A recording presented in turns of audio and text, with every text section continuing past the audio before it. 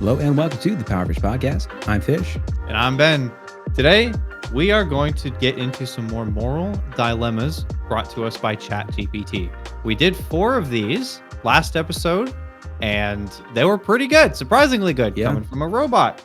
Some of them were about robots. Maybe a coincidence there. But we're just going to get, it gave me 8, so we're going to get to the final 4. So let's get right into it. The Forgotten Parent, it calls this one. A scientist builds a humanoid robot that can perfectly mimic human emotions and attachment. She raises it as her child, but as an adult, the robot realizes it was never human. It now demands independence, claiming it deserves human rights. Should it have the same rights as biological humans? Now, Okay. this is similar. This is kind of similar to one we talked about last time, which was something along the lines of an AI becomes sentient, and is turning it off considered killing it? And I think this one can get into sort of a similar scenario under a different landscape here. So, is giving a entirely indistinguishable from human robot human rights the right thing to do? Is that what should be done? A bit of an odd scenario, because I don't know how it can go from child to adult without having human rights at some point in there. But I mean, what's the difference between a child robot and a child adult, or an adult? What did I say? a child adult. What's the difference between a child robot and a child adult? A child robot and an adult robot. Yeah. I mean, it's saying that it can perfectly mimic human emotions and attachment. She raises it as her child, but as an adult, the robot realizes it was never born. I mean, the robot's going to be the same day one as it is 18 years in. So, like, shoot. I guess we would assume that there is some sort of progression. I'm assuming that this is indistinguishable from a human in all aspects, including growing. Just for the sake of the thought experiment here. Now, just to recap, what was your conclusion last time around? If you remember, I concluded.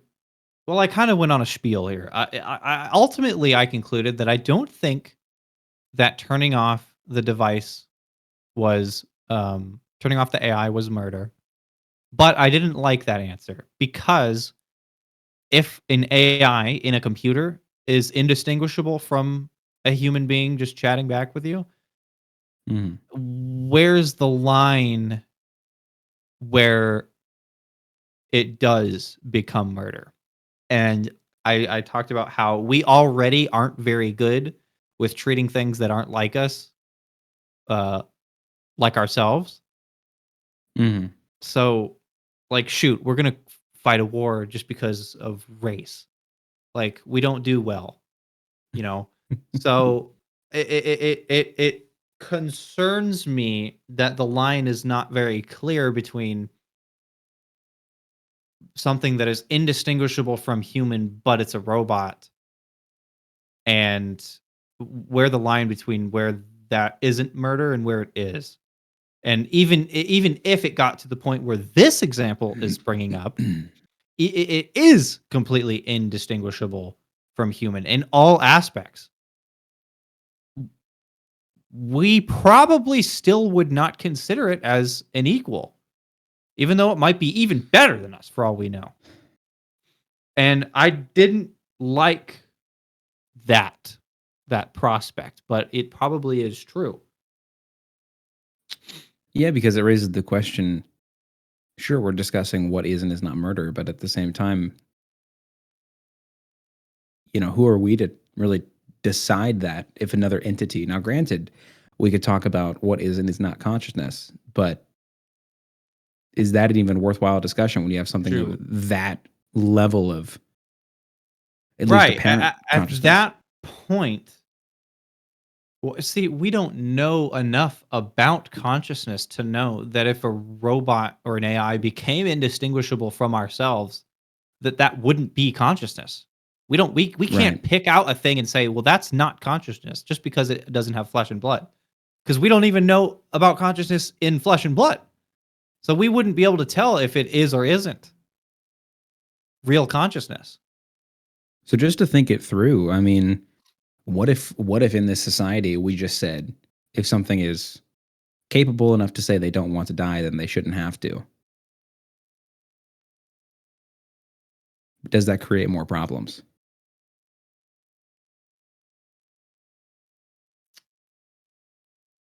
Capable enough to say that it doesn't want to die. No matter it's organic or inorganic material.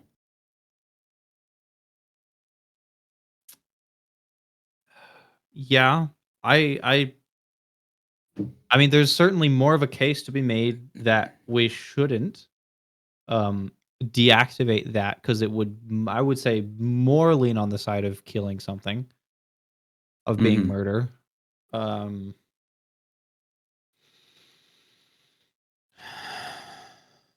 but if the line is it has the ability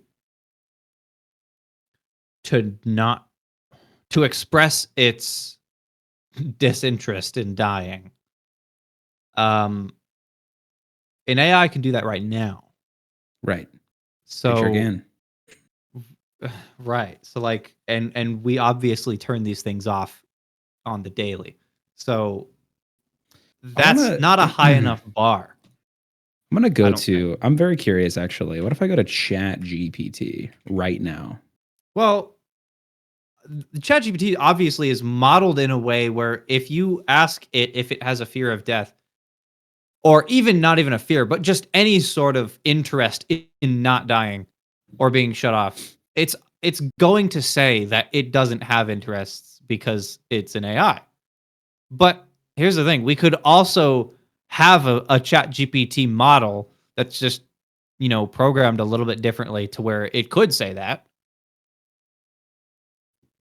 or at least I'm Hmm. guessing that's what Chat GPT will Yeah, let me say. let, let me do it. How would I phrase this question?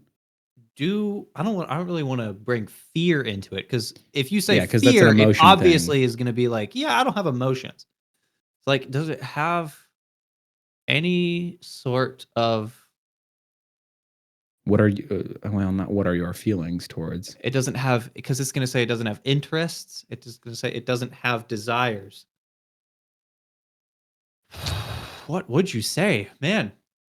I think you might have to wiggle it a little bit. I think you might have to start with something, get a response that we see coming, and then like wiggle your way in a little bit. You might have to.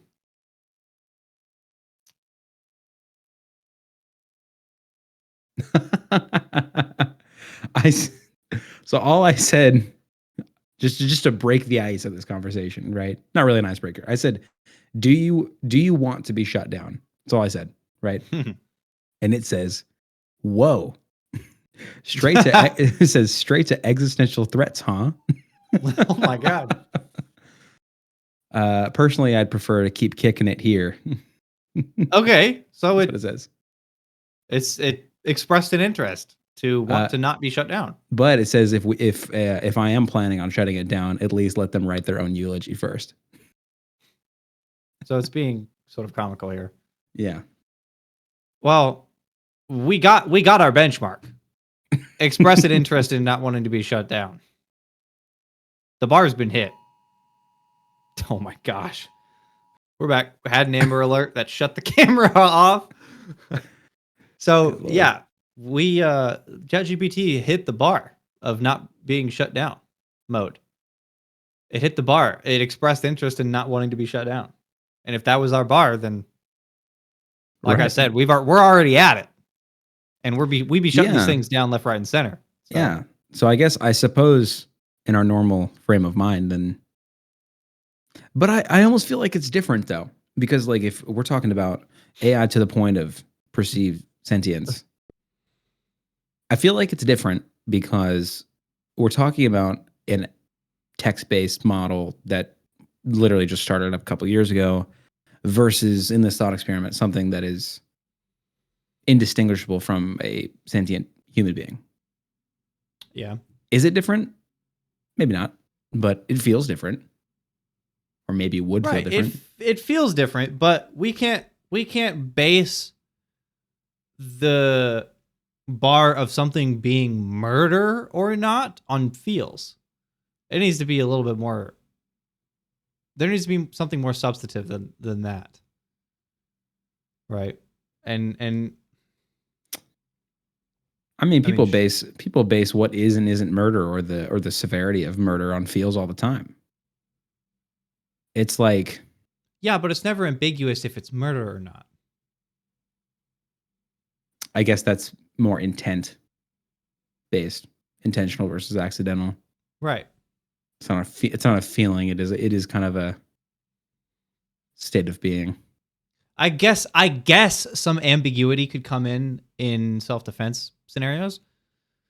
But right, that is intentional murder, but for what cause? Yeah. Right. Yeah, that I think can get murky, which war is another one. Yeah, right. So so what if we just shrink? Shoot, this might be the definition of murder for all I know. What if we just shrink it down to the intentional ending of a biological being's life? But specifically biological. Yeah, that's the key word there.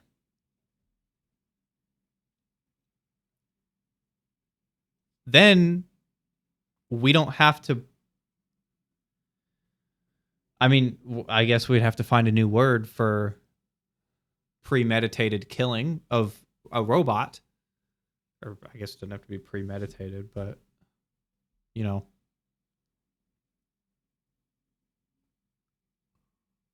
Yeah.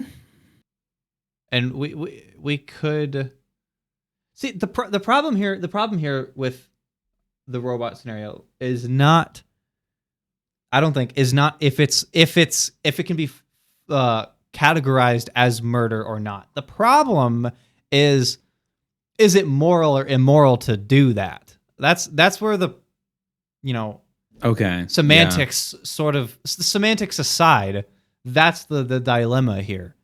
Sure, we can call it murder. Sure, we might not be able to call it murder. I wouldn't say it's immoral to smash a freaking mosquito on the side of the wall.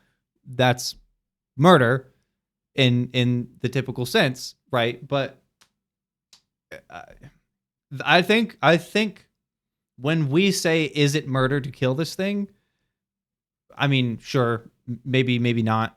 What the question that should be answered here is it an immoral act to do that? And your answer was no. For just an AI that claimed it was conscious and indistinguishable from human on a computer, I said it wasn't murder, but I also said I didn't feel good about that.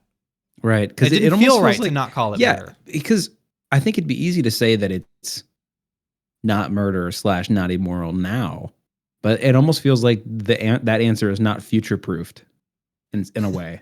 Right? Yeah, kind of. Yeah. Because then, so let's do this thought experiment, but in reverse. So 300 years in the future, right now, we have robots indistinguishable from human in our midst as the norm. Yeah. Right. And everyone considers them as valuable as a human life. They are 100% solidified in society. Mm-hmm. So now let's work the question back. Yes, killing one of these things 300 years from now, absolutely murder, and it is immoral. So let's say now one of these things is just inside of a computer. Now, if you recall from last episode, you said if I was digitalized and then that was shut off, you think that would be murder and immoral. Right. Yeah. So if we take it from the reverse end, these people do think that murdering these robots is murder and immoral. and then reverse them back to just a computer, for consistency's sake, you almost have to say that is also murder and immoral. I suppose you would. Yeah. I mean, we're talking about different. If you work your way backwards, that doesn't leave room for the fact that in the current state, it's a different level of technology. But to be consistent, I can see where you're coming from. Right. But none of these questions refer to our technology today. Right. Like even just the AI thing is maybe not that far future. I would say probably not very far future, but it isn't here yet. So, and also none of the answers we've given have actually answered the question at hand. And also that the thought experiment has simply been blown up into 10 different thought experiments to try and find an answer to this. So, should it have the same rights as biological humans? So this is just, again, let's work backwards. From 300 years from now, these things are 100% in our society considered as equal, as equal as they can be with rights and all. Reverse that a few years to when the very first one of these things came to be. Right. That's what this scenario is. So, shoot, for all we know, this could just be like a Martin Luther King Jr. moment, but for robots instead. Yeah. All right. It's a lot of hard work and effort for these robots to convince rest of society that they're equals. Right. And my when you first asked the question, my first thought was, what are we talking about when we say rights? What are we talking about specifically? Because I mean, if we're talking like just civil rights, as in like you mentioned, the civil rights movement, right? Should robots be able to sit anywhere they want on public transit? Sure. I mean, okay. Whatever. I'm gonna finally get to the answer to this question. What I think yes, I think this should be treated as human, as equal, because I think if there is a point where we get to a robot being indistinguishable from human, I think that is exactly what will happen. It will be a civil rights movement all over again. And I would rather, instead of fighting a war of trying to keep, the Jim Crow laws established and just stupid nonsense that everyone looks back with shame, instead of doing that all over again, but with robots, how about we just get to accepting them right from the get-go? Get to acceptance and accommodation, yeah. Right. So I think, yes. Should it have the same rights as biological humans? Yes. And maybe that's a mistake because it'll turn into a Terminator. Who knows? But that's what I think. It just a quick one here. It also asked, if it commits a crime, should it be punished as a human or property? I think that also is an unfortunate nod back to slaves who were property, considered by the state as property. So same answer with that one. Definitely as a human or an equal. I mean, unless humans had the ability to, in some way, override the actions of a robot and make them do certain things. Because then if all you got to do as a human to commit a crime is just make a robot do it, and then the robot's going to be treated as a human and you're scot-free, that's a problem. Well, if the robots are equals, then that would be the same thing as hiring a mercenary, wouldn't it? Right. And in that situation, the person who hired the person is also in trouble. Right. Yeah, they're both in trouble. Yeah. So, okay. Yeah, well, we'll move on from that one. Kind of interesting times that probably will become a reality. Yeah, if we something don't- like that's gonna happen. I Yeah. swear. I think indistinguishable in physical space is a very long way away, but indistinguishable on a computer, I don't think is very. Oop, beat my mic. I don't think is very far away at all. Because like if you get somebody that isn't tech savvy to talk to one of our current AIs, it's already indistinguishable. Yeah. So right. So I don't think that's far off at I mean, all. shoot. I mean, I was just thinking about this the other day. So part of my job, we have like a review system, and people put in reviews on things that we do or whatever. You're familiar with the process, but there's an AI bot that responds to those people to like thank for feedback or whatever, or follow up with additional insight. I'm sure 0% of people know that that's an AI bot. Because like not 0%, but I would say quite a few of those people probably don't know that they're talking to a robot. Because I've read through them and it's believable. It's believable, like a customer service agent. Right.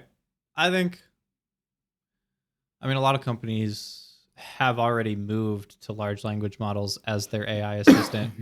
I think it's probably inevitable that just about every company, once the price of,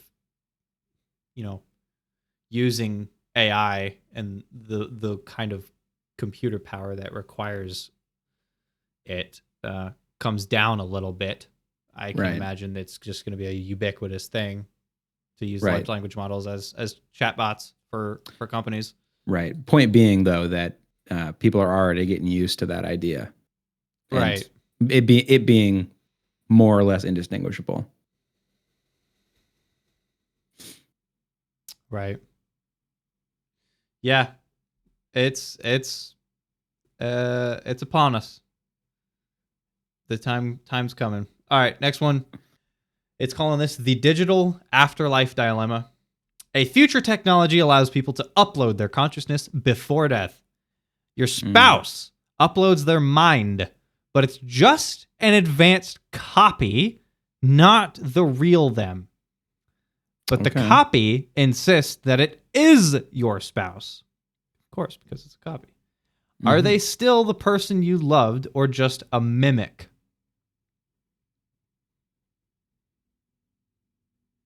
So I guess I don't know where the normal chick went in this scenario.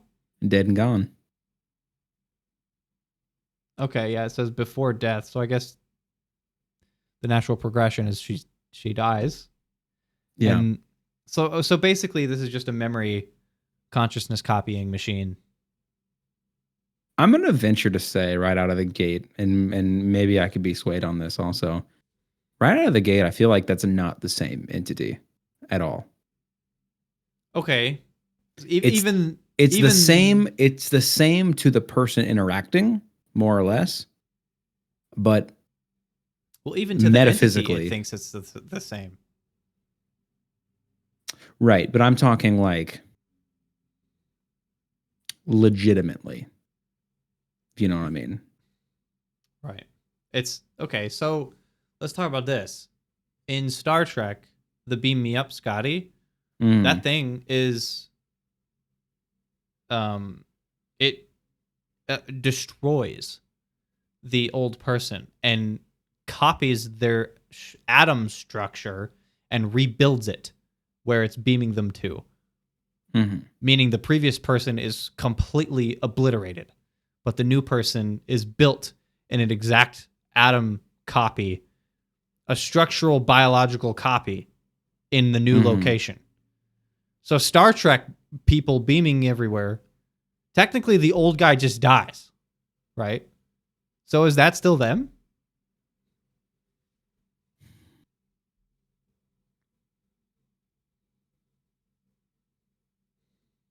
I guess I would need more info, I think. Because like, so it said even in the prompt, didn't it say it was like, it's not them, it's a copy? It is just a copy, yes. So we know for a fact that, well, not for a fact, but I can conclude that the person that was, and again, we've talked extensively about the idea of consciousness and the idea of a personal driver, right? Yeah. The person that embodies the original individual has ceased, right? The That is biological matter is no longer functioning. right. But this copy, right, is not that person continuing. No. This is a new separate kind of driver, I guess. I don't know. Because of that reason, there's a distinction. Now, in your Star Trek example, that's why I would need more info, because I don't know what the interaction there is. Okay, well, let's just take Star Trek out of it. My complete atom structure is copied. My brain, everything top to bottom, the atoms and the neurons are all perfectly copied.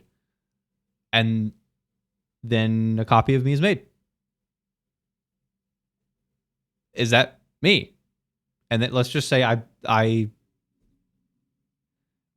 doesn't even matter if I'm still kicking or not. Is the new one me?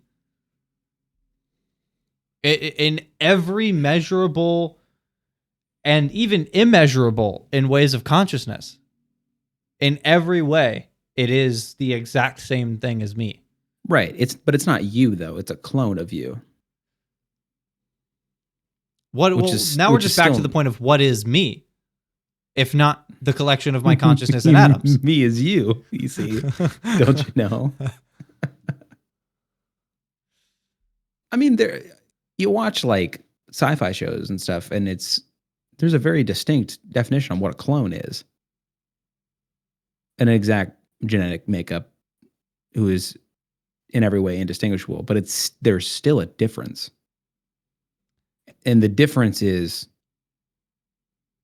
that you're you and they're them, even though that's the same person, but it's not. Okay, right. Sure.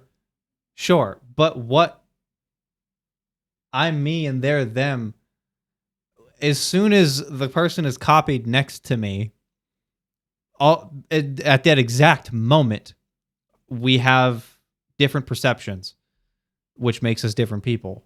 Right. Okay. So let's say that time stops. My atoms are copied. I'm assimilated. And then I'm rebuilt with that copy of atoms. And then time resumes. Is that me? So now the ship of Theseus enters the chat. In some ways. Well, in a way more complicated way with time thrown into the mix. Yeah. Is that still me? Right. But according to you, the answer to that is an obvious no, because it is a copy. But you've thrown a wrench in with the subtraction of perception. Right. But perception is completely is exactly what it would be if I didn't get assimilated and then new atoms structured in what I was. Perception is exactly the same as if it never happened. But if you say, yes, that is still me, then where's the difference between that and something next to me that is just perception? Because then you're just saying, I am simply limited to my perception. That's all that makes me me, is perception.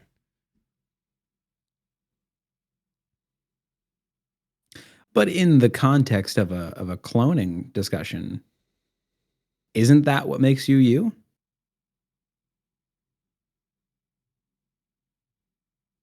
It would Clearly, it would have to. Clearly, what makes a person is a lot more than perception. But in the context of cloning, perception is the only differentiator, and therefore the only way we can. The only way to differentiate me from them. Right. So is you them? No.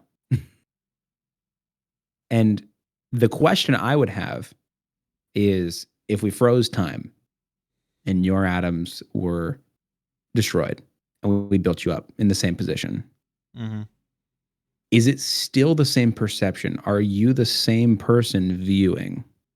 That would be my question. We can't know. Right. That's It's impossible to know. That is what I would need answered to confidently be able to answer that Here's question. the thing. If I'm destroyed, my consciousness wouldn't be there anymore. Because as we've discussed, 1,000 times, consciousness is pretty clearly linked to the brain in some way. Right. So my consciousness wouldn't be there anymore. And then if I got built back up, that would be a new emergent consciousness based on that brain's atoms, which happen to be the exact, and the atoms are in the exact same structure as the previous me. But it's a consciousness that stopped and was re-emergent. Right. And then time continues. Right. And then for that particular reason, you can't be the same entity on a very minute of detail. On a I don't indistinguishable from society. Well, indistinguishable from any conceivable metric at all. That's true. You saying because there is a break in consciousness and the old consciousness was destroyed and this new consciousness emerges from this copied brain, the difference, the only thing that makes them different is this lacuna of consciousness, this break, this gap. Even though it's the same in all measurable and immeasurable ways. I guess I'm struggling to see how you figure that that is different. But to get back to the original prompt, it said something to the effect of copied into a digital space, but it's separate. Right? The old one ended, the new one continued. Okay, yeah. In the instance of this prompt, it clearly states that it's not the real them, but because it is a copy of them, they think it is the real them. Digitalized. Right. So in the context of cloning, or I guess time stop, destroyed and reassimilated, in my mind, there is that occurs. Right? It's not, for all intents and purposes, the new one is still the same person, except for you as you cease to exist, even though you as biologically you continue. Here's the thing, but let's dive into panpsychism a little bit here. Me as the driver, the consciousness being the driver, if consciousness is more fundamental than matter, maybe I would continue. Maybe this current emergent form of consciousness would continue under the circumstances of an identically built brain. Again, that's assuming that's a panpsychist view. Like, I don't think that's the case. I think the consciousness is destroyed when the brain is destroyed. Would that be a panpsychist view? Because now you're putting matter first, because now matter is what builds the consciousness instead of the mind. Matter before mind instead of mind before matter. Well, that's you catch my drift? Well, mind before matter is the panpsychism. Right, but if you say that a biologically identical being has the same consciousness, then you're putting matter before mind. Because your matter is what creates your consciousness instead of the mind creating it. Yeah, but which is why if the panpsychist view is to be taken seriously here, perhaps when the matter is destroyed, the consciousness goes on into the new matter that is built back up. Okay, you're okay. Is So what I'm you're saying here. basically we're attacking this problem from two different angles, but okay. This is a really difficult thing to articulate. We're deep. We're in the deep end. So my point, right, is that if mind becomes before matter, Mm-hmm. then the mind, what's the word I'm looking for? Then matter does not determine the consciousness, right? And therefore, if well now okay, now I'm starting to really see your view here. Okay. So I Yeah, get what you're saying. you You're picking up saying what I'm that putting down here? I'm picking up what you're putting down. So you're saying that if but it's still you're putting matter in there. If the matter is destroyed, the mind carries on, but why would it? That would be my question. Why would it? Why? Because the mind, because consciousness permeates in all matter. And now there's just a new brain. But does consciousness tie to matter? Or does it exist in it? Well, see, this is where my limits of panpsychism Yeah, rapidly approach I don't know what they here. would believe here. I have no idea. I know that the panpsychist view is that consciousness permeates all matter. It is a literal mind before matter view, and I believe how they interpret it is mind uses matter as its driver, and if that matter is computationally sufficient, I guess, then it can it is more obvious, like in us, and it is also in things like animals, but on a much lower level because their brains are much less powerful. Mm-hmm. And same thing with like AI. So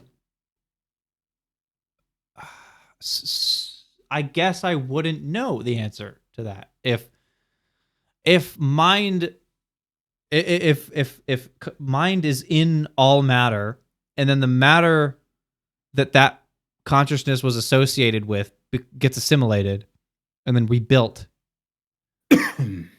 Is it the same mind that continues on into that new brain? Right, but That new because matter. because okay, so we're talking about an illustration devoid of time. Let's put time back Right. into it. If there's time and space involved, then the answer is no. It's not the same entity, right? Because the Right. perception is different. The perception is now altered. Right. So then, in that case, it couldn't strictly be because mind follows matter, or mind is tethered to matter, because matter, in context of time, would be void or not the same. Right. Mind would be different too I think we've got ourselves in a bit of a pretzel here. because of the passing of time. Yeah, we've tied ourselves in a knot and don't know where to go from here. So let's untie this a little bit and get back to the question, because we've gone so far past where this question was ever supposed to be at. So are they still the person you loved? I guess I would say no. Here's the thing. Maybe, yeah, maybe not. They're not still the person you loved.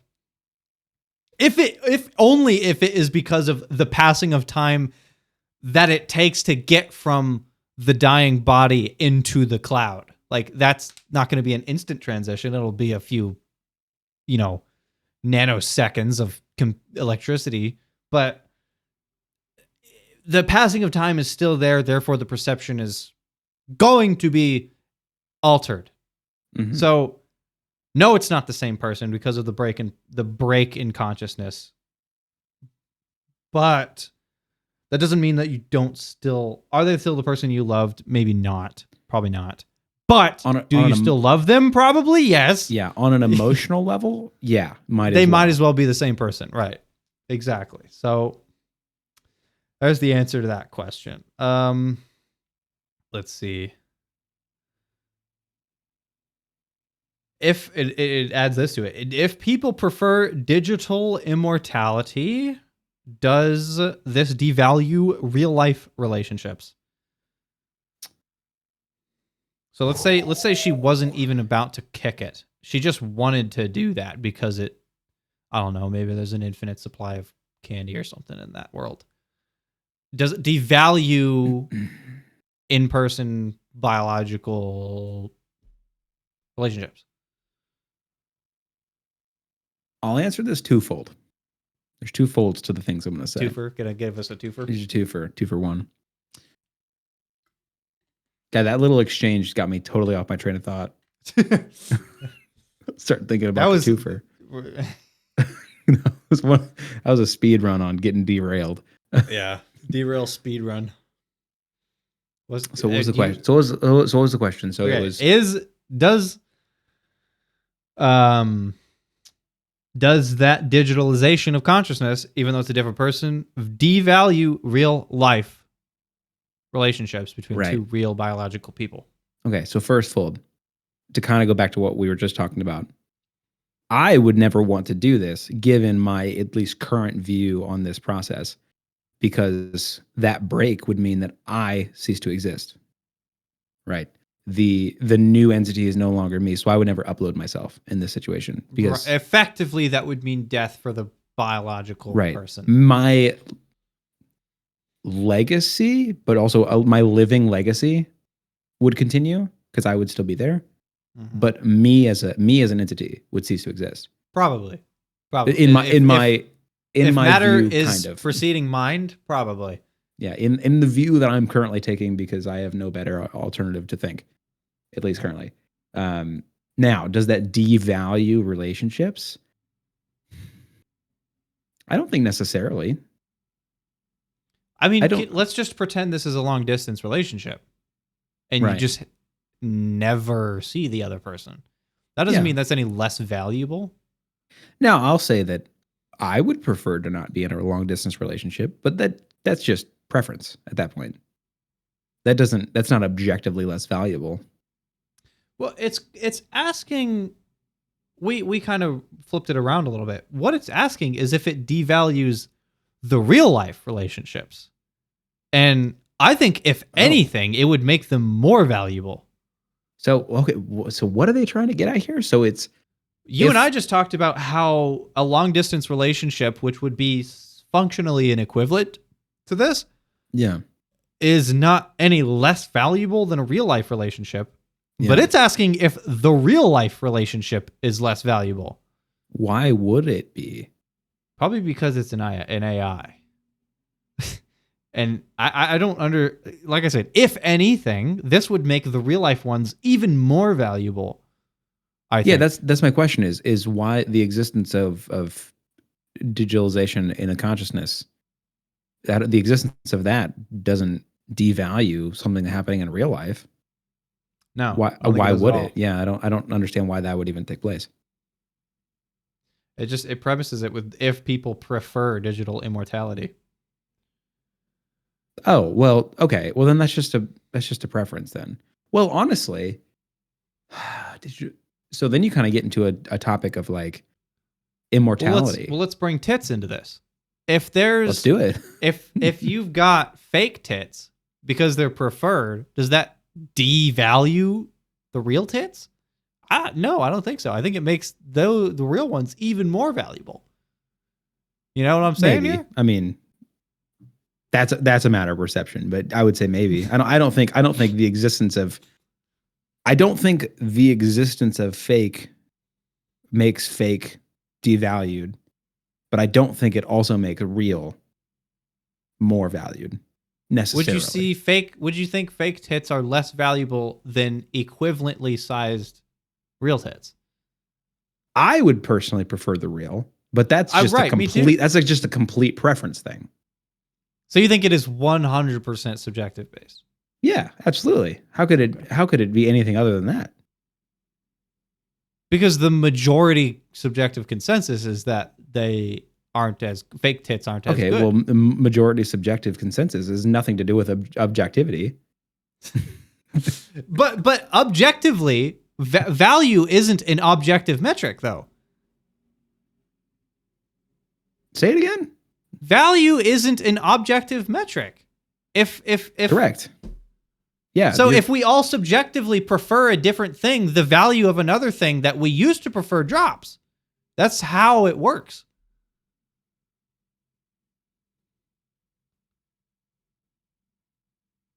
Right. But what you said was value is not objective. Correct. Which is exactly what I was talking about.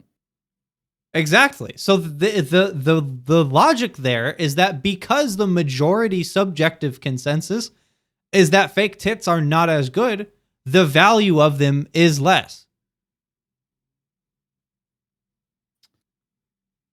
Right. Okay. Okay. Like in an overall sense. Yeah. Yeah. Right. But that doesn't. Okay. But that. Yes, some person can subjectively prefer one thing or. Yeah. Right, but because the problem with throwing in objective into that argument is then let's say somebody has the preference over the fake tatas, let's say,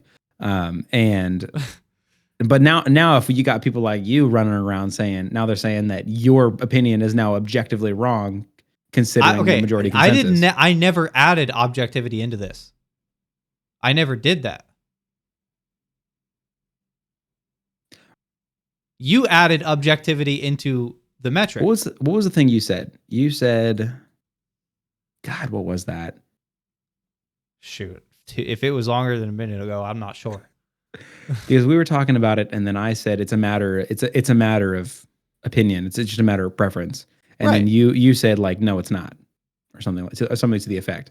I did not deny that it's a matter of preference. That's okay. Sure. Well, you said something to the effect. You said something to the effect that got me on that tangent. But regardless, what was the question? Not the original question, but what was the question that got us on that tangent? Right. Does fake make real less value? Which the answer was clearly no. But my point was that it also doesn't make it more valuable. That was my point. It just makes it different. Maybe more rare. Makes it more rare, but it doesn't make it better. But as we've just discussed, the majority subjective consensus on one thing can increase its value and decrease another thing's value. So if, as it says, if people prefer digital immortality. Right, but I don't think about subjective value on a societal scale. It's more like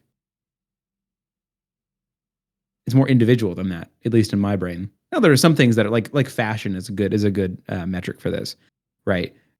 I could walk outside right now. God, now I'm going to out myself for not being fashionable because everybody thought I was.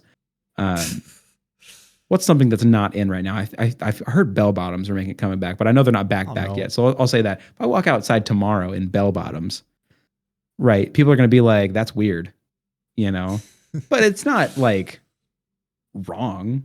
It's not like no one ever said it was wrong, but it's certainly. And I don't think it's hard to attribute something like value to fashion sense, right? You have to have a material. There has to be something materially objective about it, like Supreme, the brand. Mm-hmm. Obviously, the value of that, the literal actual price value is nothing, but like no more than your Walmart brand.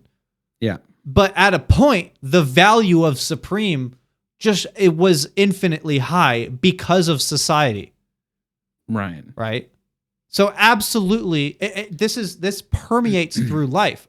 Phones, Apple is another example. Okay. Like this value to less value thing based on society's interests is It's unavoidable. So basically, the entire argument gets broken down to you are talking about value on an overall societal sense, and I'm talking about value on an individual sense, right? Yeah. If somebody wants to do one thing or another, regardless of whether or not it's in fashion, right? Mhm. That should not matter, or well, should not is a hard word to go with, but that doesn't matter on an individual basis because somebody's just making decisions in their own life. But on a Right. societal level, it's just less or more common. Yeah, like if we're going to discuss value on a per person basis, we're wasting our time because we can find anybody that finds anything extremely valuable, and we can find anybody that finds anything extremely unvaluable. Here was the problem, right? Here was my overarching, and not to rehash it because we don't need to, because I understand how you feel now. But but when we were talking about the tits, I was like, what'd you say? You were like, you would prefer the real ones, right? And I was like, sure. And then you were like, yeah. Well, you said you would. You said you would prefer or real whatever. ones. But in my mind, in that moment, you were saying like, yeah, so obviously those are the better ones. And then I was just like, well, I mean, people can have their preferences. That was where Right. that was You're where gonna, that started. of course, if we're talking about value on an individual, we're gonna find people that think real tits are the most worthless thing in humanity, and fake ones are the pinnacle of heaven. And then if we're talking about value on the individual level, we're gonna find someone that sees the opposite view as well. So you have to look at it from a consensus view, in my opinion, if we're talking about value. Right. And how does that relate to? Because if the majority consensus is they prefer digital immortality, the value of it's going to go up and the value of real life is going to go down. But what is the tangible difference that makes? I mean, tangibly, it just means less people are going to be walking the earth. I guess that's true.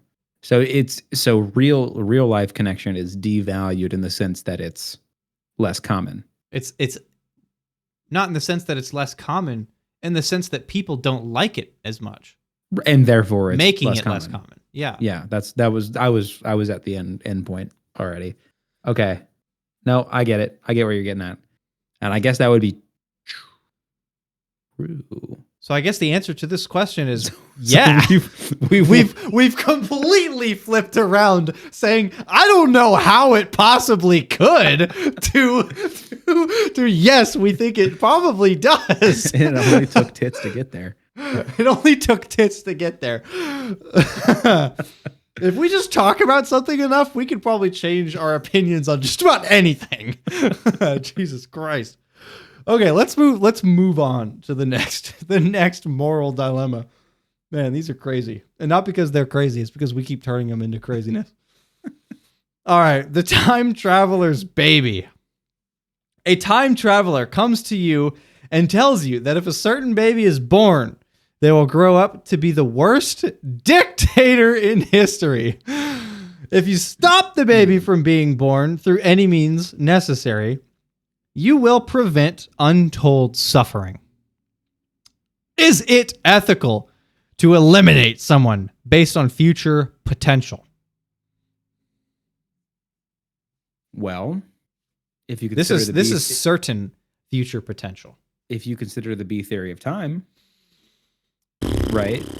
Because right, it'd be so easy to say, well, you can't kill them because what if they don't do that? Right. That's why I just said this is certainty. Right. Okay, so it's a bit actually weird here. So it does say a time traveler comes to you and tells you that a certain baby is born.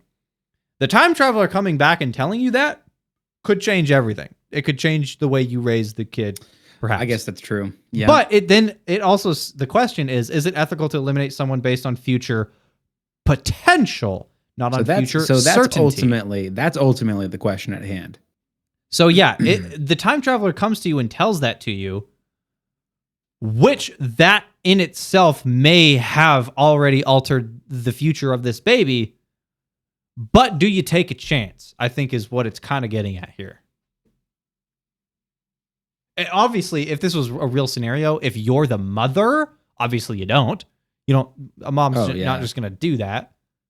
But Right. It's asking if it's ethical to do that. So, okay, but are we dealing in certainties here? Because now we've thrown in a wrench in the system here with potentials and Well, the time travel. the question literally says, is it ethical to eliminate someone based on future potential?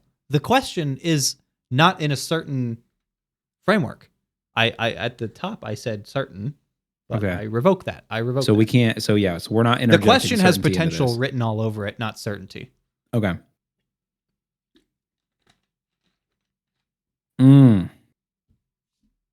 So let's steelman the fact that you already, for some reason, know that this is a real time traveler and that they are really telling the truth. Let's just assume that is a given. Just to narrow down at least in their world or in their time, in their timeline. And if the quantum multiverse theory is true, maybe that could be a real scenario. But well, okay, let me say this then. Kind of a two-part answer, and I'll try not to lose my train of thought this time around. Twofer. So, I would say it is unethical. But I also think they should do it. You know what I'm saying?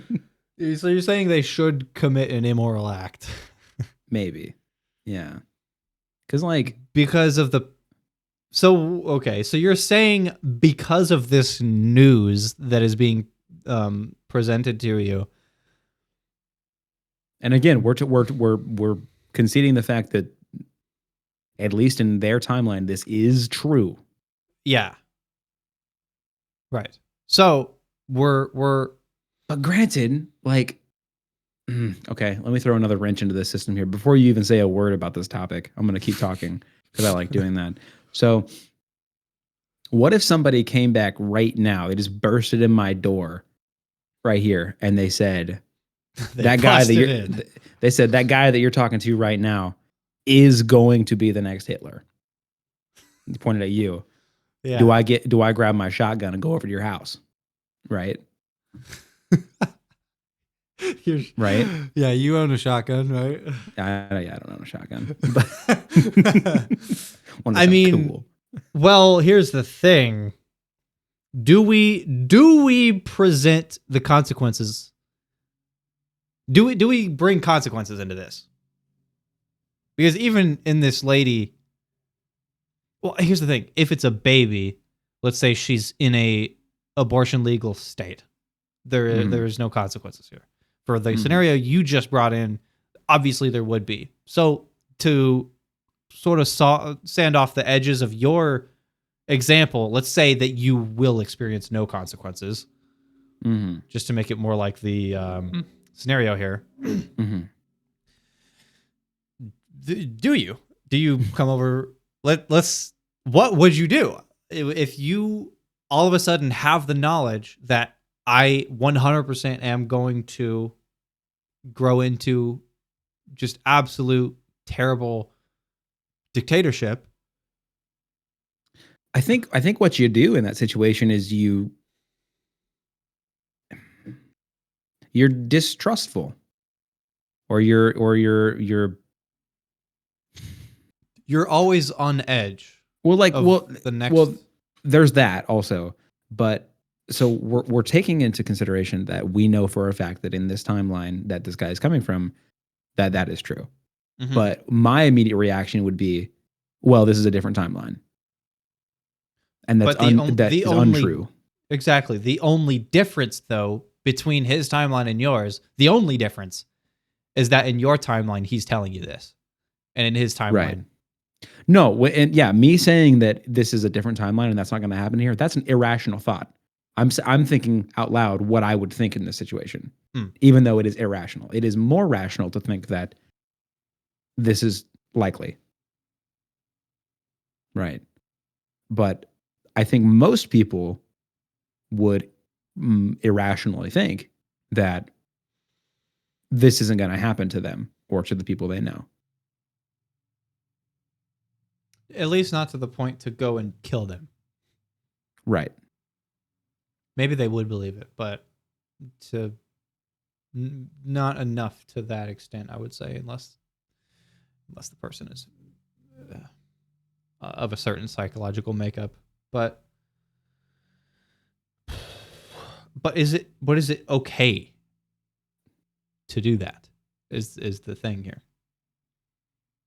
No, I think it's not. I think it is ultimately not, because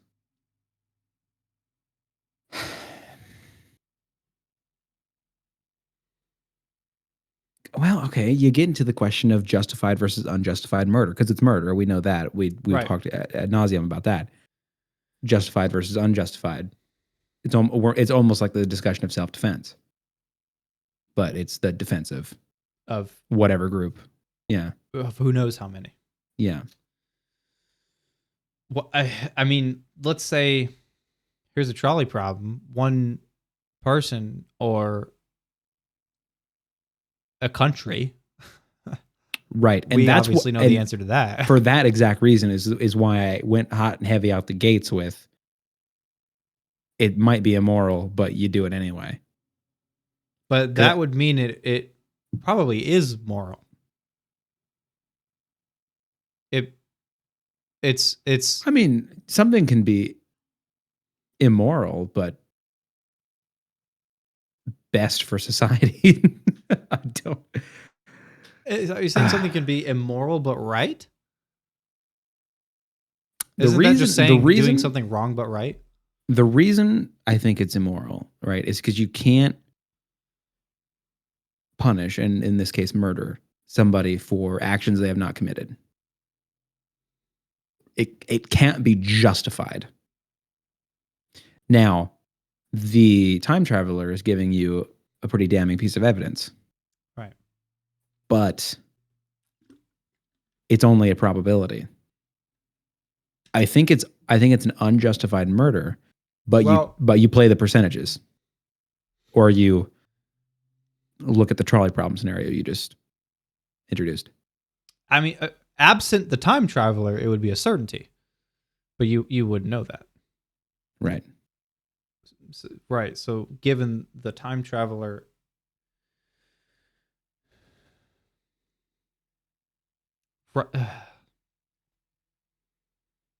yeah, I don't think.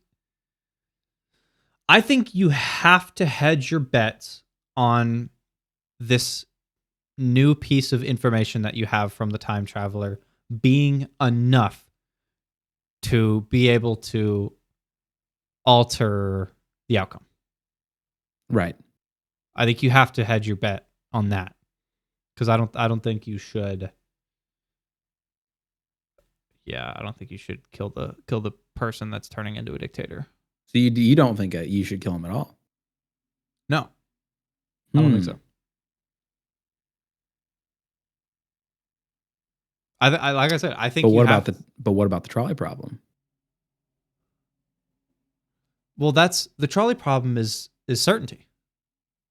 Well, what if let's just alter the trolley problem then?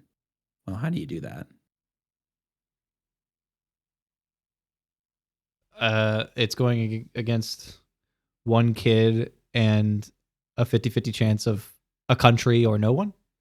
Yeah, or something like that, or even if it was a 10%, even if it was a 1% chance, would you, one guy versus a country, even if it's a 1% chance? You know what I'm saying? Let alone a 50-50. Well, here's the thing. 50-50, you're killing the guy every day of the week, in my opinion. Yeah, I think I agree with that. And here's the thing. So it goes from 100% down to what? with this new information. There's no way to know. It's impossible to know. Impossible to know. I would be willing to say, given what we know about predestination predeterminism when it comes to your genetics, I am willing to say that it doesn't drop the percentage by a ton. It doesn't, yeah, because there's only so much the external factor can sway here. Right. So we might be actually looking at a 50-50 or maybe a like 70-30 situation here. 70 being... 70 being they become the dictator. So let's look at the 50-50 then. Like I said, I still think you're killing the guy.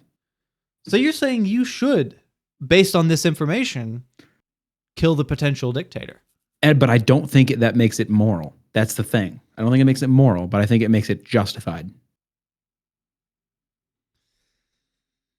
But, okay, so...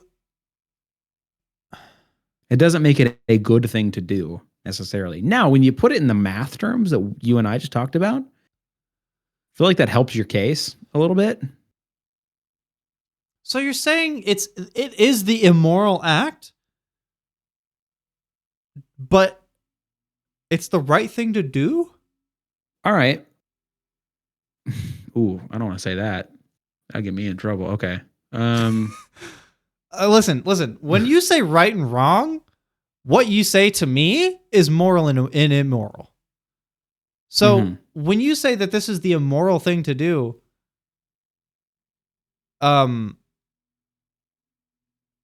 by killing the person, although it's the correct thing to do, that doesn't. You're discombobulated right now. That's what do you mean by correct then? Correct in what sense? Because if you're saying correct in by way of the least amount of potential human suffering, which it would be if we're adding a country into this mix, that's the moral thing to do, not immoral. Right, you can commit a moral atrocity, sure.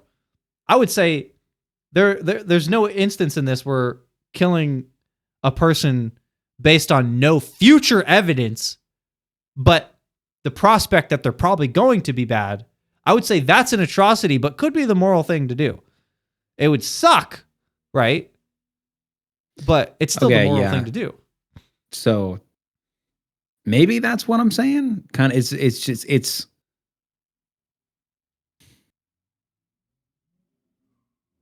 What am I trying to say here? Murder is wrong, and that is murder. But murder is wrong until it's not. Okay, no, I'm following. I'm following. The hang up for me is the hasn't done anything yet situation. Right. They would be. It certainly is unfair to them. There's no way around that. Certainly is unfair to them. Right. We talk about self-defense, but in that situation, somebody's already broken into your house with the weapon. You know. Right. So the deed is done at that point. That's where I guess the conversation of moral and immoral comes in. But I guess maybe I'm looking at it on like the small scale. Right. If you're looking at this on the potential worldly scale, it becomes the correct action. You would take out one to save a country in a heartbeat. To save a country from suffering. Even though a dictatorship doesn't necessarily mean death, but like if you went to Auschwitz as a Jew, that doesn't necessarily mean death, but it certainly was the peak of human suffering. It certainly was probable, I'll tell you. Right, yeah. So like, well, we don't have to say that everyone is going to die under this dictatorship, but it's certainly suffering. We'll say that. Right. So I still think it would be the morally correct thing to do to kill this most likely person. But here's where it gets real fishy. Is let's say you don't. Mm-hmm. You don't. And they turn out they beat the odds. They become a good person. They beat the odds. Now, having that information, let's say we as the viewers know that this person is going to beat the odds, but the person with their finger on the trigger doesn't know. Then let's say we know this person's going to turn out to be good. Is it still moral to kill them? Okay, so the person killing doesn't know anything. They still think that the odds are this person is going to turn out to be a dictator. Right. And we know? Why do we know? I didn't catch that part. Because I think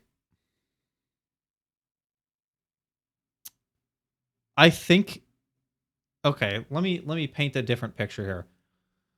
A doctor, there's a terminal patient, Mm-hmm. and the doctor has 2 pills. They can give this patient something that has a 99% chance of healing this terminal patient to 95% health. Mm-hmm. So like most of the way there.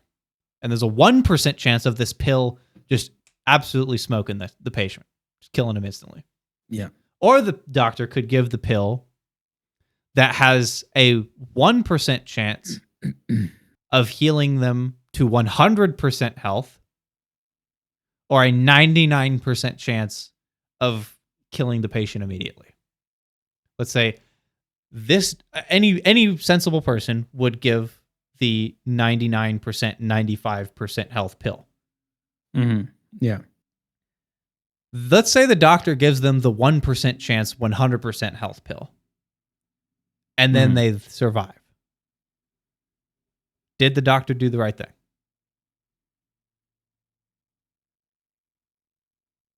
I'd say no. You don't think so? I don't think so. Because I'm assuming the doctor doesn't know what's the outcome is. Right. Yeah. No, there's no shot that the doctor did the right thing. So there is risk assessment in the medical field. The medical field is of course kind of built on risk assessment. And if something had a 99% fatality rate, nobody's doing that ever. Of course not. And it would be the wrong thing to do. So you think this was a moral atrocity that lucked out? Mm-hmm. That's how I would assess that. Okay. So with that knowledge, it doesn't matter that we know as the viewer that this kid is going to turn out well, despite the odds. Mm-hmm. The person should make what they think is the moral judgment call in the moment. So like this to relate this back to the doctor scenario, let's say there's a 99% chance that the person's going to become a dictator and a 1% chance that they're not. Mm-hmm. And then a 1% chance in one scenario, and then another scenario, 99% chance they're going to be a normal person, 1% dictator. Let's say the guy he doesn't shoot them with the 99% dictatorship odds, and they turn out well. Did the guy do the right thing? We would probably say no. He probably should have shot him based on the 99% chance that he's going to be a dictator. Yeah, so I think that's fair. Okay. So to reel it back in, there's a baby and a mother. Time traveler tells to the mother, baby's going to be a dictator. From what we know on genetics, that chances are that's probably going to just be how it plays out despite the new information. It goes from a certainty to less than a certainty, but probably chances are he's still going to be a dictator. So probably should kill the child. Yeah. It's the feels bad move, but it's the feels bad move. Yeah, absolutely. But there's no good way. Feels bad in this situation is the best you got, I think. Yeah. Yeah, that's That's what a situation to find yourself in. Scenario. All right, last one, number 8. The torture trade-off. A mad scientist offers you a deal. He will cure all diseases and end world suffering. But in return, one person must endure endless torture for all of eternity. The person God. will feel infinite pain, but billions will live in paradise. Is this an acceptable trade-off? So this is do we allow one person to go to actual just hell, but because of that, the rest of the world is in just actual literal heaven?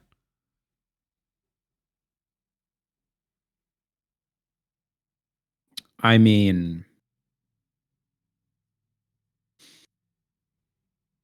do you?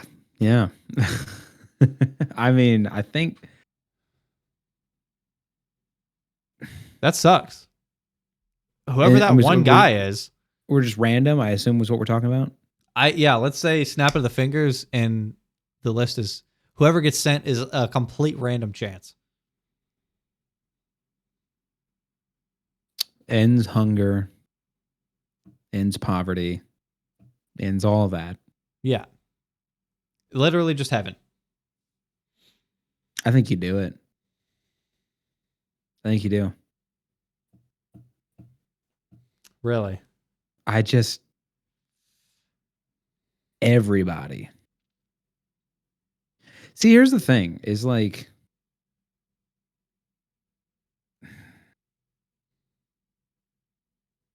I wish there was a better way to figure out who's doing this. You know, like It's let's say we say sure, let's do it, and then it's you. You're gonna say, oh, I kind of wish we didn't do that. I mean, you're gonna think that, but is that ultimately best though? Here's the And thing. the answer is yeah, I think.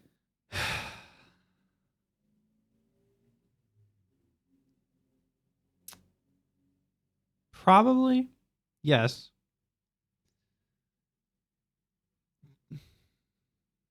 For all of suffering on the earth to be eliminated, yeah, probably. You know, so here's the thing, and it's an interesting thing. If it was, if the question was just everybody on Earth gets to be in a heaven state, and one person just has to die, that's a much easier decision. Yeah, that's a no-brainer. That's a no-brainer because if you don't go with that, then the usual millions of other people are going to die in millions of other different ways, in the preceding days. So that's an obvious one. But this is not that. This is hell. This is send a guy to a certain hell to send the rest of the world to a certain heaven. It's literally just that. But well, let's put it this way. If time were to continue as it stands, over time, an infinite number of people are going to feel pain and suffering. So infinitely individual people feeling some amount of suffering versus one person feeling infinite suffering. If we're going to talk, I mean, yeah, it is more. So let's mathematically, the suffering is less if we send one person, even though it's infinite. Mm-hmm. Infinite on a scale of 1 is less than infinite on a scale of billions. Mm-hmm. So the earthly suffering is a bigger infinity than the one person in hell suffering. However, it is literally the peak of human suffering, the peak of, whatever that even is conceivably. I don't think we can conceive of what that might be, but no one is experiencing it on Earth. That's for sure. Right. Sure, there are some people that are experiencing damn near the worst conditions you can imagine earthly. Right. But if we're talking about hell, it can get past that. It can get more than that.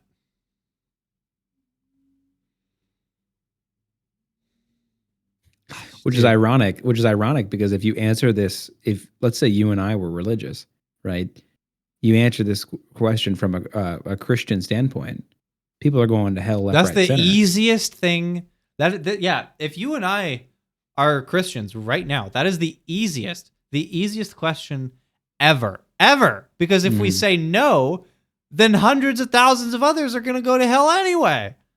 Yeah. So if only one can go to hell and the rest can be in heaven, good. That guy's Jesus 2.0. I mean, yeah, exactly. Except he's paying a hell of a lot more of a price than Jesus did. I was just thinking that a little bit ago. I was like, well, dang, even Jesus was only dead for 3 days. Like, right. Yeah, he at least got to come back and then went to heaven after. So, I mean, shoot. Yeah. So, this has got, he seriously will be Jesus too. He'll one-up him in every way. Dang. Don't tell the Christians that. Right. Maybe not in his teachings, but certainly in his payment. Yeah, for all we know, it could just be some bro who lives in some house in the middle of nowhere. Right, some bro in some hood somewhere. Right. Yeah, so I think the answer is yes, but dude, it's another feels bad, right? That's another feels bad. Yeah, because let's say everybody on Earth is aware of the prospect. Mm-hmm. Oh man. Here's the thing. You know what? If the Earth becomes heaven, do you even have the ability to think about what we've all just done to this one guy and feel bad about it? Do we have the ability to do that? If this is heaven now, can we even feel bad about the guy that we just sent to eternal damnation? Let me do this. Let me say this here. What if we did it this way? What if we put it up to a global vote? Everybody participated. And they said one person out of however many billion people is going to go to eternal suffering. And we vote as a planet. What do you think we'd vote? We'd vote, yeah, wouldn't we? I mean, maybe like people who are already well off wouldn't. But like anybody who's suffering currently, yeah, they're taking their chances. The vote would probably weigh in favor of eternal peace. And I think that's the way you do it. And everybody's on board. Everybody knows the risk here. Doesn't make it good. Doesn't make it happy making. No, it's just the thing is the reason it's such a big feels bad, and the reason that one person's infinite suffering can even come close to billions of people's infinite happiness is because we clearly have evolved a very, very, very loss averse nature. We are much more loss averse than pro gain. We'll take a gain. We'll if we have a 50-50 chance of losing $100 or gaining $100, we probably, it depends on where we're at in life. But if losing the $100 is going to hurt more than feeling the $100 gained is going to feel good. Right. So we are inherently loss averse. So when we say someone, like, it's not comparable to say one person's infinite suffering is the same as one person's infinite happiness. The two are not the same, because the infinite happiness just simply is not as good as the suffering is bad. So that's why we can even remotely compare these. But when you're talking on the scale of billions, right? Because again, not only are we talking about an infinite suffering versus billions of infinite happiness, we're also talking about the elimination of a, albeit smaller, but present level of suffering. Right. Yeah. It's a twofold get rid of system. Well, it's a twofold benefit and detract system. It's infinite suffering for billions of infinite happiness plus the elimination of existing suffering. Right. I guess the one person that is now, I mean, shoot, we were just talking about doing this for 1,000 years and Yeah, how that was already bad enough. and that was just bad enough. But talk Oh, about 1,000. by the way, speaking of that, so you and I talked about after we got off, we were like, oh, we're going to talk to that about some people. I only managed to talk to one person about this. They had a resounding no. They no, wouldn't do it? or I'm sorry, what was it? No, I'm thinking of something else. They had a resounding yes. They would do the 1,000 years. And I asked them, I was like, that's 1,000 years, right? And they said, well, no, it's like nothing. They're like, no, it's like nothing. You come Once on the it's other over, side. yeah. And I told him that. I said, well, it's only once it's over. In like we talked about, in year 100, you got 900 years to go. Right. And they said, yeah, that doesn't matter because when you're out on the other side, it's like it never happened. They didn't think that was a problem at all. Really? It was that easy for them? It was that easy.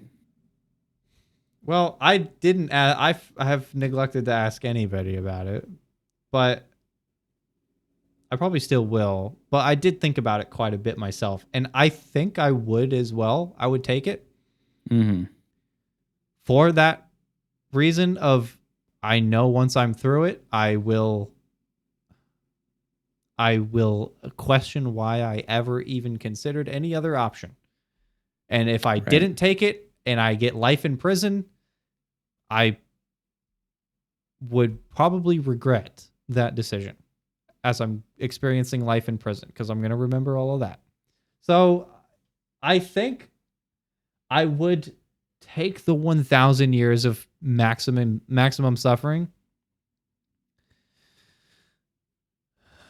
But I definitely hate every moment. I'm gonna hate every moment of it, and I definitely will. I definitely consider the fact that I am going to be in that moment when I'm in the moment more than this friend of yours. Could you imagine year 999, last couple days? Could you imagine? Dude, I like that sense of like if you're in the final hour, the scent like at that point. But here's the thing, you're obviously going to be so happy. The gratitude will potentially be immeasurable at the final hour. But you know that once that clock ticks to you're done, it's not going to have mattered. I guess that's true. You're still going to look forward to it, but you're not really looking forward to anything. Exactly. You're going to look forward to it, but there's nothing to look forward to. So there's even the joy of ending isn't going to be there. God, what an ironically terrible thing it would be to do, like, and you wouldn't know this in this thought experiment, but like as an observer, let's say you do 1,000 years and by the end of it you're just like, I'm so excited, I'm ready to live my life, I've done all this time, and you get snapped out of it, nothing ever happened to you, and you just live a mediocre life because it didn't make a difference. Could you imagine? Dude, see, because here's the thing, if you did remember it, you'd be riding that high. Assuming you weren't mentally shattered, yeah, you would be, your life would be nothing but just immense joy, I assume. Yeah, you would be riding the high of perspective until you die, just straight up. Because no matter anything in life, you have a sense of perspective on how bad it could be that no one else can even grasp. Dude. But you won't remember it. Yeah. So dude, you won't get that. This thought experiment that we've pretzeled ourselves into has so many layers that it's insane. I know. Yeah. So if anybody didn't listen to the previous episode, I will summarize this question. And I will try to get more opinions on it for the next episode. You commit a crime that is worthy of a life sentence. You could take the life sentence, or you digitally upload your consciousness into a realm that is the peak of humans, the peak of suffering, maximized suffering for 1,000 years. But it only takes 10 real life minutes. But at the end of it, you don't remember. So that's the thought experiment. Right. And obviously, which would you do? Obviously, the initial conclusion is, well, if you don't remember it, then what's the point of the suffering? Get that out of your head. Just as a thought experiment. As a thought experiment, yeah. There's no point to this. But as a thought experiment, which would you do? And apparently to your friend, he's got no problem with 1,000 years of peak suffering. Yeah, he literally, it's almost like he was skipping directly to the conclusion. And I was just like, well, what about the 1,000 years? He's like, it doesn't matter. It's irrelevant. I'm like, and that's why I said it's like, it's so what if it was a million years? No, I don't. Yeah. I mean, we can take this up as high as we like. When does it become relevant? I think in that scenario, when someone doesn't seem to be thinking of the consequences, yeah, you increase the consequences until they can't ignore it.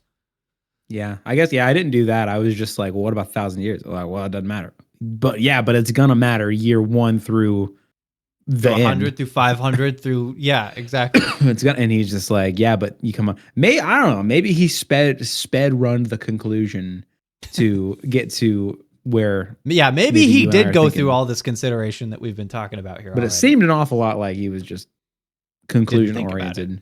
Yeah. Yeah, maybe, or maybe it's just an easy decision for some. Maybe people don't care about suffering in its maximal. Bro, I care about it. I'll tell you what. I deeply care. Okay, so I'll get some more opinions on that if I remember. Like I said, I think I would take it, but I really would not like it one bit. Yeah, I would take the 1,000 years, but I would hate every second of it. I'm starting to be swayed by it. I'm starting to be swayed by like. But he almost gotta. Exactly. Like, because the regret factor. One decision you're gonna regret. The other decision you literally won't have the memory to regret. It's that simple. There was not to complicate this further. Not to complicate this further. There was a question. It might have been on this podcast, or maybe I read it somewhere else. I can't remember. But here was the thought experiment. It was: Would you rather live a lifetime in hell and then go to heaven when you're done, or for eternity, or would you rather live an eternity in heaven and then go to hell when you're done, or a lifetime in heaven and then go to hell when you're done for eternity? That was the question posed by wherever I read that. I think that one's a bit more obvious. Yeah, the obvious thing is hell for a lifetime and go to heaven. Yeah, that seems pretty obvious to me. But it's a question of like, here was really what the thought experiment was getting at. I'm remembering me reading this from years ago as we speak. This is like current, like I am currently thinking of what I read a long time ago. But what it was trying to get at was, are you going to be happy knowing that your good days are coming to an end? Or is that always going to loom over you? If it was anywhere other than heaven, 100%. But I don't even know if you have the ability to do that. Let's get that out of the equation. Let's say you have free thought, or like free thought as we know it. Heaven, but with the looming darkness of eternal hell, or hell with the hope of heaven. Yeah, I mean, dude, hope, the concept of hope and knowing that the best days are ahead of you for a certainty is like one of the most powerful psychological states ever. Right. And that's what I'm getting at is, I think with the 1,000 years of hell, it's 1,000 years and you're only going to get 60 to 80 years on the other side, but there's still the hope factor. I think somewhere in there. Yeah, absolutely. There is the hope factor, the knowing that it's going to be over factor. But I definitely think, like we were talking about in the final hour of it, you're going, obviously you're still going to be suffering at that point, so you're not going to be feeling very great. But as far as a mental state goes, you're probably going to be very happy. But the fact that it doesn't matter and you won't remember any of it diminishes that. And I think it does the same with hope. With the hope of it being over, I think the fact that you won't remember it diminishes that hope. Because at least when it comes to suffering, there's a level of suffering like Viktor Frankl's Man's Search for Meaning. I read that book recently, and he was a Auschwitz survivor. He went to Auschwitz. He dealt with the freaking gas chambers, and he came out of it at the other end. As far as our history books go, that is one of the worst points of that is one of the pinnacles of human suffering. If you were in the midst of that, like, there's not a lot of worse scenarios than that. While still being alive. And the thought of suffering as a challenge to overcome, it is, when you're in that sort of a scenario, is pretty much a requirement for survival. It is necessary for survival to approach each day as it comes as a challenge to overcome, rather than you give up on life and you're apathetic from next day to the next day to the next day. That is pretty much just suicide. You have to have hope in that scenario. But coming out of the other end of that, you get to remember all of that. You get to experience. You get to remember your suffering. If you get might. I would rather remember it than not, I think. Again, unless it shatters you mentally. Exactly. That's the part where you have to take suffering as a challenge to overcome. You can't give up on life, because that is the point of mental destruction. Maybe at that point it's not worth remembering. But for specifically Viktor Frankl, tough. I would say tough thing to ask for a survivor of Auschwitz, but sure, yeah, I get your point. Yeah. So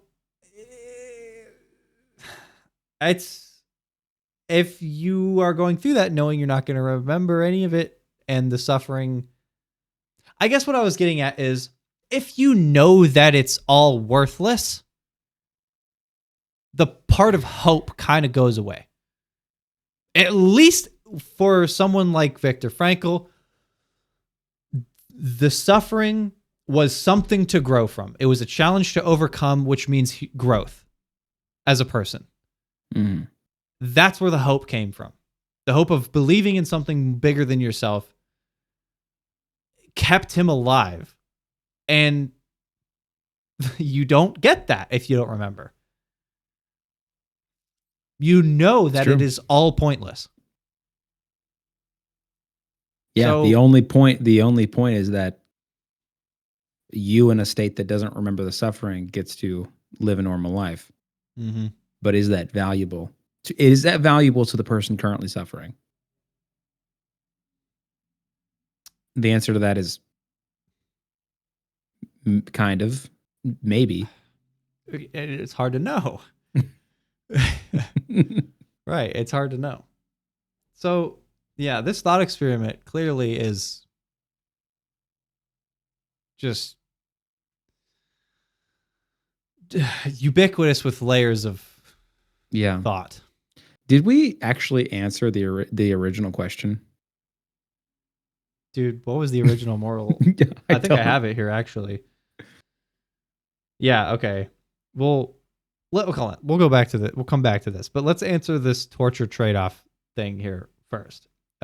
Is it an acceptable trade-off to put one person in a hell to put the rest of the world in a heaven? I think we talked about that like 30 minutes ago. Yeah. Right. I think we came to the consensus of shoot, that sucks. But yeah, Yeah. Okay. That's Pretty much. where I was feeling. it's a shoot, that sucks. But yeah. So let's go back to where this thought experiment came from. You're a judge, futuristic world where criminals are punished by having their consciousness uploaded into a simulation that lasts 1,000 years, but only takes 10 real-time minutes. The criminal will feel like they've endured a millennium of suffering. Is this humane alternative to life sentences? Is it a humane alternative to life sentences? We gave a resounding no, because in this scenario, there is no aspect of forgetting that it happened. It is a replacement for a prison sentence. Right. And it was just no, not even close. Like 1,000, because chances are you're going to be a broken human being after that. Yeah, and then also, we're talking a life sentence of not like intense torture or something. Right. Which, if we're assuming that it's a United States prison, I mean, depends on the security level, but I mean, it's not going to be the most fun place ever. Yeah, there are better prison systems, as we discussed last episode. Right. And I think I said the good prison system was Norway. That may or may not be true, but I think it's actually Switzerland. I think that's what I've heard too. I think it's Switzerland. It's one of them places in that conglomerate. Yeah. Yeah. But one of them places has a much more humane prison system, which they have like just a fraction of the prisoners per their country size than we do. Like I also said, they pay about 3 times more per inmate, but they ethically in prison. Shoot, I mean, I guess you can call them criminals. But anyway, yeah. So again, we'll invite people to the comments of this episode. Tell us what you would do if you had 1,000 years or a life sentence, but you don't 1,000 years of peak suffering, but you don't remember at the end of it, or a life sentence. What would you do? I'd be very curious. There's clearly a lot to think about with that question, unless you're Fisher's friend. Then it's just brain dead easy. Yeah, and then you're just dumb because you're not thinking about it all the way through. Right. Yeah.